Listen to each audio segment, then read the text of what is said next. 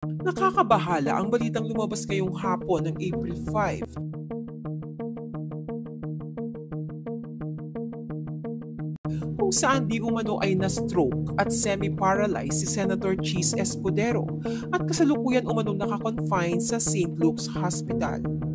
Hindi maiwasang mabahala at mag-alala ang maraming supporters ni Senator Cheese Escudero matapos lumabas ang ilang blind item na umunoy isinugod daw sa ospital ang senador matapos itong atakihin sa puso, na stroke or nagka-aneurysm.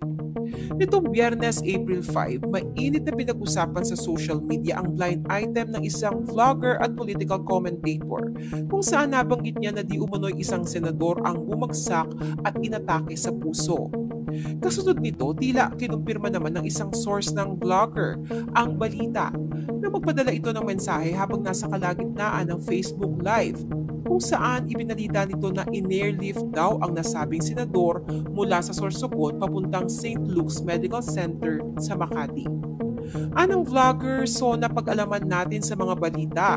Breaking news nga ito kasi hindi pa ina-announce, so antayin natin na di umano ay bumagsak itong senador na ito at inatake ang kanyang heart. Real-time update.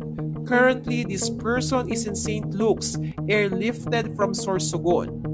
Matapos ngang banggitin ang Sorsogon ay agad nahulaan ng maraming netizens kung sino ang senador na kanyang tinutukoy na wala ngang iba kundi si Senator Cheese na alam ng lahat ay mula sa Sorsogon.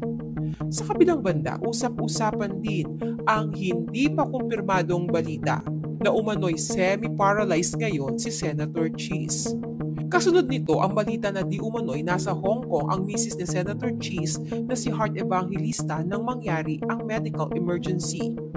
Ayon pa sa ilang unconfirmed news ay kinansela daw ni Heart ang kanyang engagement dahil sa nangyari kay Senator Cheese. Samantala, batay naman sa ulat ng entertainment website na PEP, isa sa kanilang source ang nagsabing airlifted o inilipad mula sa Sorsogon papunta sa St. Luke's Medical Center ang senador. Pero wala itong binanggit tungkol sa stroke. Ang sinabi lamang daw ng source, siya ay airlifted kasi mas mabilis ang biyahe kesa sa road trip na aabutin ng mahigit na 6 na oras.